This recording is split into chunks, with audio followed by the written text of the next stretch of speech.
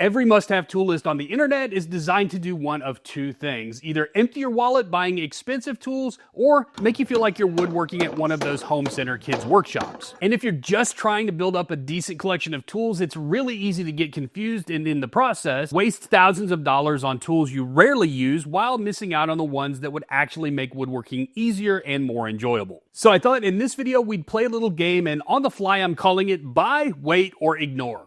Yeah, I know it's a lame title, just work with me here. I'm going through the shop that I've built over the last 14 years to share with you which tools I think will give you the biggest bang for your buck that you should focus on buying first, which tools you should hold off on buying until later, and finally I'm going to expose which popular tools you can completely ignore. Tools that look impressive on YouTube but just shouldn't be bought unless you've got money to burn. Alright, let's get it started with an easy one. The router is one of the most versatile tools in any woodworking shop. This is one tool where the internet actually gets it right. Mostly. A router can help you create dozens of different types of joinery, from rabbets and dados to dovetails with the help of a jig. It can shape edges, create decorative profiles, and even flatten large slabs when you're working with rough or twisted lumber. And unlike some of the fancier tools we'll talk about later, you can get started with a quality compact router for around $100 to $150. And notice I said compact router. You don't need to start with a massive 2 or 3 horsepower plunge router that can cost $300 and require 2 hands to hold on for dear life. Instead, start small. This is lighter, easier to control, and can handle most of what a hobby woodworker would need to do. As your skills and your ambitions grow into larger projects, then you can go out and add a bigger router to your arsenal. But the majority of the time, I find this specific router works for the task at hand, which is why I say start here. Another tip that's made a huge difference in my shop: go cordless if you can. For a long time, I crammed down my hatred of cords and resisted buying one of these because I didn't think a cordless router was going to have enough power or runtime. Now I know most router operations happen in short bursts of action. You're not running the tool for an hour at a time. And just being able to quickly grab a router without hunting for an outlet or wrangling a cord during use has made me reach for this tool all the time. So for routers, it's a definite buy. Start small, consider cordless, and you'll have one of the most useful tools in your shop from day one. Most woodworkers will tell you that the table saw is the heart of their workshop, and I agree with that. Working without my table saw would be like working without my right arm. With the help of jigs, a table saw is an extremely capable tool. So capable that throughout the rest of this video, I'll show you how a properly set up table saw can help eliminate the need to buy several other big ticket tools you may be considering for your shop. But when you're making the jump from weekend DIYer to building out a more capable shop for yourself, you may wrestle with the idea of upgrading your portable saw to something a little more substantial like a cabinet or a contractor saw, and that can be a potential hurdle. A large table saw like this one takes up a lot of floor space, especially with an outfeed support behind it. And there can be special power considerations. This saw runs on 220 volt, which you may need to add to your shop on top of the cost of the saw itself. But if you already have a smaller, more budget-friendly table saw, you may not need to make the jump to a larger cabinet saw or even a contractor saw, regardless of the type of materials you want to work with.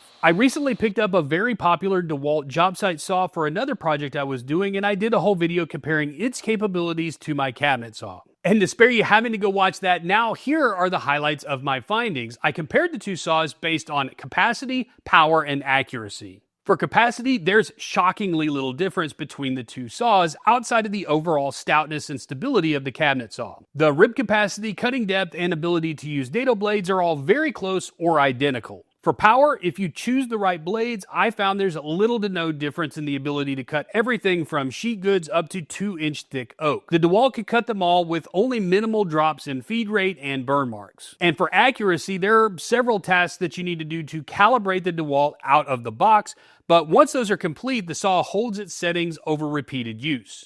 To be sure, there are some inherent inconsistencies like the flatness of the top and lack of fine bevel adjustment, but with workarounds and awareness of where your tool's flaws are, these can be dealt with. For sure, my biggest takeaway from that test is that when you upgrade to a nicer saw, you're buying a lot of convenience and efficiency, but not necessarily capability, especially when it comes to the common materials that we all cut on our saws. In fact, that comparison actually changed my mind. I was all set to give this a solid buy recommendation because it's just so powerful and useful in your shop, but I'm going to give it a wait. I want you to buy other tools in this list because I think it's more important than upgrading your portable job site saw to a larger table saw.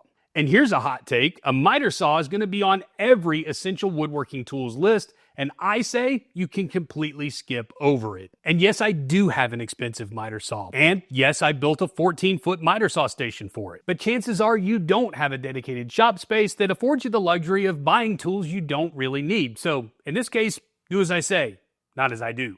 Look, a miter saw on a construction site is an essential tool of the trade. But a miter saw in a woodworking shop, that's kind of a redundant waste of space, especially if space is a premium. These are great tools for tasks like cutting trim work and molding or cutting construction lumber. But for furniture building and general woodworking, miter saws tend to get relegated to cutting lumber to rough length before you mill it and then cut it to final size on the table saw. For fine woodworking, a table saw is better at cutting miters than a miter saw is. Using a sled or a miter gauge and being able to dial in your table saw with precision can give you perfect, repeatable, tear-out-free cuts. And if all you really need to do is cut a board to rough length, well, then just use a jigsaw or a circular saw instead. But what's more concerning than the redundancy is how much space a miter saw demands. A proper miter saw stand with supports on either side of the blade can easily consume 8 or more feet of valuable wall space. And that is a massive commitment for a tool with such a narrow set of functions. Nope, for someone setting up their first shop, I recommend completely ignoring this tool. Save your money and your space for something else. Have you ever tried to cut a full sheet of plywood at a table saw? Not me, not with these spindly arms. Well, what about a panel saw at the big box store that's so loud it sounds like it's ripping the soul out of a cat? And by the time the associate hands you your plywood back, looks like it's been chewed on by an angry beaver. That is an insane amount of chip out. So, what's the solution? A track saw is a game changer that many woodworkers, including myself, regret not purchasing earlier in the woodworking journey. And if you're thinking, aren't track saws just a fancier version of a circular saw? Well, yes and no. A track saw is a plunging saw that runs along an aluminum track that guarantees straight, splinter-free cuts on your work. Do you need a straight, square edge on a board? Instead of using a joiner, you can make that cut with a track saw. And the dust collection is far superior to a circular saw. And here's what I love about track saws for beginners. They completely solve the sheet goods problem without requiring a massive shop or a cabinet saw. Instead of needing 8 feet of clearance on either side of the table saw, you could just lay a sheet of plywood on a centipede work holder or even on just a piece of pink foam insulation on the floor, align your track, and make perfect clean cuts. And this will go a long way to eliminating your need for a larger cabinet saw because you don't have to put full sheets of plywood across it. I still use my table saw for getting accurate dimensions on my final parts, but I always start with a track saw to get my materials broken down into manageable chunks first. And yeah, Festool makes a fantastic track saw, but you don't have to spend $700 to get in the game. Brands like Makita, DeWalt, and even budget options like the Craig ACS offer solid performance at lower prices. But if you still need an even more budget-friendly option to get started, pick up a circular saw and make one of these track jigs. You have to do a little more work to keep the saw in contact with the guide, but it's going to give you a straight edge with a clean cut that you can then take to the table saw to finish off. So whatever you do, don't buy something that you can't afford just because I told you to. But if you are getting started and you do have the budget, no one regrets buying a track saw. In fact, some of us have more than one. And one of us has, well, let's just move on. You have surely seen the distinctive red aluminum tools hanging on shop walls. They're beautiful, precise, and they also represent one of the biggest unnecessary expenses for new woodworkers. It's just a fact that high-end measuring and marking tools are nice to use. They're precisely machined, have helpful features, and can last a lifetime. As long as you don't drop them on the concrete floor. But for beginners, spending $100 to $200 on a measuring tool, that's just unnecessary when there's excellent options out there for less money. And to help you cut through the clutter of all the options available, here's a couple of friendly tips. Tip number 1 is whenever possible, skip the aluminum and go for steel. Because steel's stronger, the tool's going to be more durable and the blade's going to be a lot thinner and easier to use. And tip number 2 is instead of going for the ultra premium tool brands, consider precision tools like these machinist squares from PEC. They're dead accurate, great for tool setups, and this whole set was around $90, so between $15 and $35 per square. A quality 6-inch combo square from PEC is going to run you less than half of this Starrett square, and I bet you never noticed the difference between these two.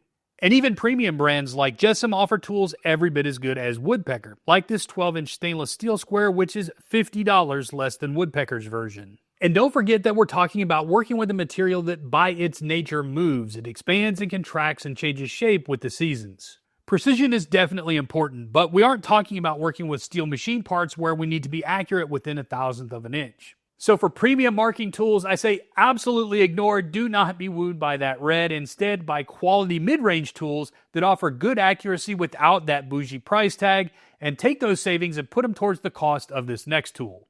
A wise man once said, sometimes you have to spend money to save money. Or was that, don't believe everything you read on the internet? Nah, I can't remember. But I do know there is one tool that can unlock one of woodworking's biggest money-saving opportunities, and that is milling your own lumber. Now, this may not be the very first tool that you purchase, but a planer should be high on your priority list. I have a floor standing planer, but for most people, the very common DeWalt 735 can be the only planer you'll ever need. I started out with that planer, and it can handle 13-inch wide boards, which is about as good as it gets for a benchtop planer. My planer now has just 2 inches more cut capacity than the DeWalt, but it does have a 3 horsepower motor and it's substantially quieter. And that was my only complaint about that other planer, but I do think the noise is a small inconvenience compared to the capabilities that it gives you. Let me show you. So this is a 1x12 oak board from the Big Orange Home Center, and it cost me, are you ready for it? A sphincter tightening $104 before tax. And for all my money, it conveniently comes milled S4S, which means surfaced on all 4 sides, but more importantly, it means I don't need a planer in order to mill it myself. But upon closer inspection, this board is only 3/4 of an inch thick and only 11 1/4 inch wide. Yep, that's how retail lumber works, and it means that this 8-foot board is close to $17 per board foot. And this is a 1x12 oak board from my local lumber dealer. And it cost me just $34, or roughly $4 per board foot. But this one is over 1 inch thick and a full 12 inches wide. And that's 30% more material for 1/3 of the cost of the same board at the big box center. But this is rough milled, and in order to use it, I need a planer. The DeWalt 735 planer can be as low as $600 when it's on sale. And for sure, that is a lot of money, but I did just show you $70 of savings that you get buying a single 8-foot board in rough milled format, so it's not going to take very many projects at all for that planer to pay for itself. And I have plenty of extra material here to mill out any warping or cupping in this board, and I just don't have that room in this one. And on top of the savings and the flexibility, it's going to open up access to a whole world of wood species that a big box store would just never sell. So I think a planer is a definite buy. Your wallet's going to thank you every time you start a new project. The other tool that's often considered essential when you want to mill your own lumber is the joiner. Its job is to kind of set up the planer by making your boards flat on one face and then square on one edge, and that way the planer has a nice flat reference surface to make the other sides match it. And that is the only way to get a board both flat and square on all 4 sides. Or is it? Instead, you can flatten a board's face using a planer sled, which is essentially just a flat reference surface that holds your warped boards in place while the planer mills it flat. And once the top is flat, you can just pop the board off the sled, flip it flat side down, and then plane the other side to match. And for creating that square edge, you have several options. A track saw makes straight and square cuts that can serve as reference edges. Or you can use the really underrated L-fins, which doesn't require you to build a sled, but instead attach a straight reference guide to run along the fence. And don't get me wrong, this is a fantastic tool that can really speed up your workflow, but for beginners who have a limited budget and especially limited shop space, this is not a necessary tool because its functions can be easily replicated with smart jig design and techniques. So, for a joiner, I definitely say wait on this purchase. If you're doing any kind of woodworking or DIY project, you're probably going to need these. And if not, you're probably off cutting dovetails somewhere, and what are you even doing watching this video anyways? These are such basic and ubiquitous tools that I almost forgot to put them on the list. Almost. And yes, you do need both, but as a beginner, you may not understand the difference between what each one of these does and why you need both of them. A drill is designed to, well, drill holes. It has a chuck that can hold different sized drill bits, and it delivers consistent torque for clean, controlled removal of material. An impact driver, on the other hand, is made specifically for driving fasteners. These are going to come with quick change chucks. Boy, say that 10 times fast. And those are made for hex driver bits, and it delivers rotational impacts that provide incredible driving force without stripping screws or transferring that torque to your wrist. Together, these tools handle so many joinery tasks. They're essential for pocket hole joinery, which is one of the easiest ways for beginners to join 2 pieces of wood together. A drill is needed for making dowel joints, and a driver is needed for making basic glue and screw butt joints. And they're also critical for installing hardware like pulls, slides, and hinges. And as for which brand to buy, I don't really think that matters that much for woodworking. Any name brand drill driver combo is going to serve you well. I personally like the 12-volt Milwaukees just because they're lightweight and still plenty powerful, and this little Festool drill that has the D handle is very lightweight, super comfortable, and easy to get into tight spaces. The best strategy is just pick a battery platform and stick with it. So for drill driver combo, this is an easy one. These are an absolute buy, and they're probably even going to be some of the first tools that you buy, and you're going to use them in every project going forward, no matter how advanced you become as a woodworker. Of all the big power tools you can buy, the drill press is one of the least expensive, with some benchtop models coming in at around $200, and they also have one of the smallest footprints, which is how I think most woodworkers talk themselves into getting one of these for their shops. But if you actually look at the utility of those smaller models, you realize they fall well short of most things that you'd want to do with them. The most frustrating limitation of a small drill press is their lack of depth capacity. Those benchtop models typically only offer 2 to 3 inches of quill travel. They have comically small tables, and changing the speed of the drill to match the requirements of the drill bit means changing pulleys and belts, which most people just, if they're honest, never actually do. Instead of a drill press, you should really consider a portable drill guide. These devices convert your handheld drill into a mini drill press that can be used anywhere on any project because you're taking the tool to the work instead of taking the work to the tool. A couple years ago, I did a review of this UJK drill guide, and viewers commented that it seemed expensive compared to a benchtop drill press, but I think that misses the point entirely. When you get a quality drill guide like this, you're getting most, if not all, of the functionality of those little drill presses, but a lot more versatility. For instance, changing bit speeds is really easy because you're in full control of the speed of the drill. You can set depth stops, run the exact same range of bits from simple twist bits all the way up to Forstner bits. You can even cut angled holes and put holes in round stock. And you can precisely place these holes anywhere, no matter how large the project is. So if you're just getting started, I say ignore the temptation to get a drill press. Go ahead and get yourself a quality portable drill guide to go along with your drill, and that way you're going to have more capabilities and less just tools taking up space in your shop. The next tool on the list is one I really struggled with my recommendation on because it's one I absolutely love to use in my shop. The bandsaw is one of the most unique saws you can buy. It just differs so much from other types of saws which focus primarily on ripping and cross-cutting. And unlike those other saws which use large circular blades, the bandsaw has a very narrow thin blade that makes cutting tight curves really easy and can unlock new types of woodworking projects that you'd have a much harder time doing otherwise. It's also one of the quietest power tools that you can buy, and because of the way the blade cuts in a straight down motion, it's one of the safest saws that you can use because it's virtually impossible to get kickback. And while you still have to treat it with due respect, you can make delicate cuts on a bandsaw with your hands way closer to the blade than you would ever try on another type of power saw. So then this is a no-brainer slam dunk buy, right? Let's put my love aside and think about this rationally for a second. Bandsaws are primarily good at 2 types of cuts. The previously mentioned cutting of curves and resawing, which is basically just cutting a board in 2 vertically across its thickness. Well, when it comes to cutting curves, a jigsaw can actually handle most of what a bandsaw can do. With jigsaws, you do have to wrestle with issues like blade deflection and cut capacity, but if you make really slow and steady cuts and stick to materials less than 2 inches thick, a jigsaw is going to get you a long way and do it at literally 1/10 the cost of a quality bandsaw. And as for resawing, you can actually do that using a table saw, given the material that you're cutting is less than 6 inches wide. Anything wider than that, and you're probably going to have to finish the cut with a handsaw. But in reality, resawing is a pretty niche woodworking task. Unless you're creating book-matched panels or cutting your own veneers, there's just not that many times that you need to resaw wood. And let's face it, if you're already to the point where you're making your own custom veneers, you're probably not seeking out beginner woodworking advice anyways. So I definitely wouldn't give the bandsaw an ignore, but I don't think it's important enough to give it a buy either. There are other tools I think you should buy first, like a jigsaw and a table saw, so I'm going to go ahead and give this one a wait.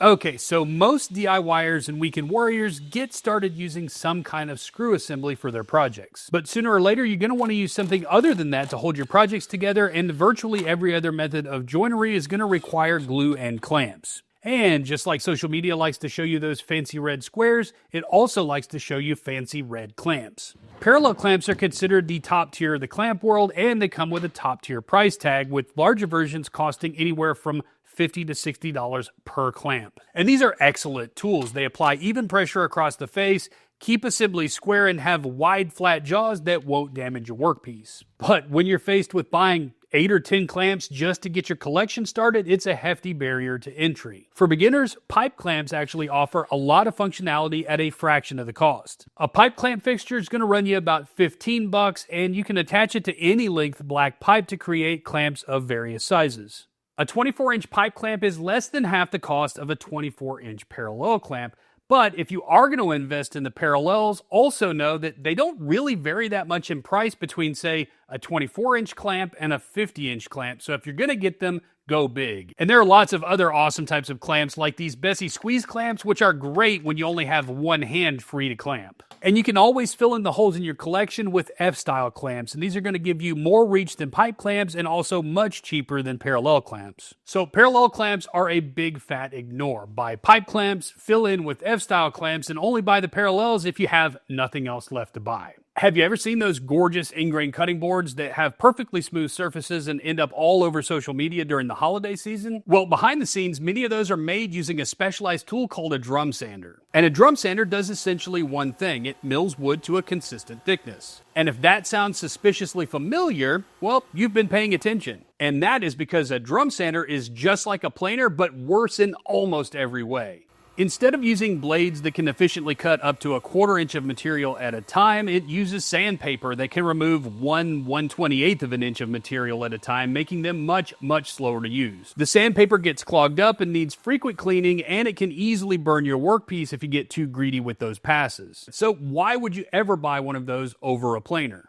Well, for most woodworking tasks, you wouldn't. A planer followed by a hand sander to remove all the mill marks is usually going to produce perfect results. The only scenario where a drum sander truly shines is when getting tear out is a really big risk, like milling highly figured woods and veneers, so we just have one good use case where the drum sander is the best tool for the job. Some people are going to point to those ingrain cutting boards that I mentioned earlier, but even for that task, there are workarounds. Taking lighter passes with sharp blades on a planer and backing up that ingrain with sacrificial pieces can eliminate tear out and snipe. In spite of what some people will tell you online, you can absolutely put ingrain through a planer if you take the proper precautions. But if you don't want to do that, you can use your router and make a flattening mill like this one. Is it ridiculously messy? Yep. Does it cost $2,000? Nope. So for drum sanders, I definitely think this is a big fat ignore. I just don't think you're going to be able to justify the cost or the floor space when you could put that money into a planer. So there you go. Buy, wait, or ignore. Do you agree with my list? Let me know down in the comments below, and until next time, have fun in the shop.